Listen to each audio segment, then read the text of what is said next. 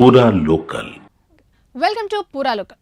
ఒకరు కాదు ఇద్దరు కాదు ఏకంగా వేలల్లో ఉద్యోగులకు షాక్ తగిలింది. తెలంగాణలో కాంట్రాక్ట్ పద్ధతిలో కొనసాగుతున్న వారిని ఇంటికి పంపుతూ కాంగ్రెస్ ప్రభుత్వం తీసుకున్న నిర్ణయం సంచలనంగా మారింది. ఏకంగా 6,729 మంది ఉద్యోగుల కొలువులు కత్తిరించింది. ఇలా తొలగించిన వారిలో అటెండర్ల నుంచి మొదలు పెడితే ఐఏఎస్ అధికారి దాకా ఉండడం గమనార్హం. ఈ జాబితాలో మెట్రో రైల్ ఎండీ, యాదగిరిగుట్ట ఆలయ అభివృద్ధి ప్రాధికార సంస్థ వైస్ చైర్మన్ కిషన్ రావు సహా 10 మంది ట్రాన్స్కో, జైన్కో డైరెక్టర్లు కూడా ఉన్నారు. దీనిపై ఉత్తర్వులు జారీ చేస్తూ ఈ నెలాఖరు కల్లా అందరినీ తొలగించాలని ప్రభుత్వ ప్రధాన కార్యదర్శి శాంతికుమారి ఆదేశించారు.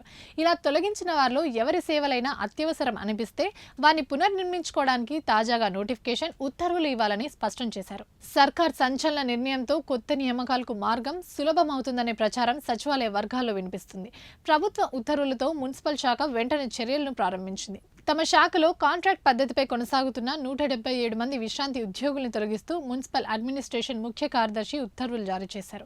ఈ జాబితాలో HMDA, GHMC, Hyderabad water works, metro rail, RERA, YTDA ఇలా వివిధ విభాగాల్లో పనిచేస్తున్న విశ్రాంతి ఐఏఎస్లు, ఆర్డీఓలు, డిఎఫ్ఓలు, ఇంజనీర్లు, సాంకేతిక నిపుణులు, సెక్షన్ ఆఫీసర్లు, తహసీల్దార్లు, మున్సిపల్ కమిషనర్లు, డిప్యూటీ కలెక్టర్లు, అటవీశాఖ రేంజ్ అధికారులు, చీఫ్ ఇంజనీర్ల నుంచి సహాయక ఇంజనీర్ల వరకు ఇలా పలు క్యాడర్లకు చెందిన అధికారులు ఉన్నారు.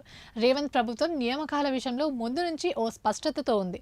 ఏటా జాబ్ క్యాలెండర్లను ప్రకటించి ఆ మేరకు నియామకాలు జరుపుతామని ప్రకటిస్తోంది. ఇప్పటికే 58,000 నియామకాలను చేపట్టింది. తాజాగా 6,729 మందిని తొలగించిన నేపథ్యంలో గ్రూప్ 1 మొదలు గ్రూప్ 4 స్థాయిలో కొత్త నోటిఫికేషన్ల ద్వారా భర్తీకి అవకాశాలున్నాయని సచివాలయ వర్గాలు చెబుతున్నాయి.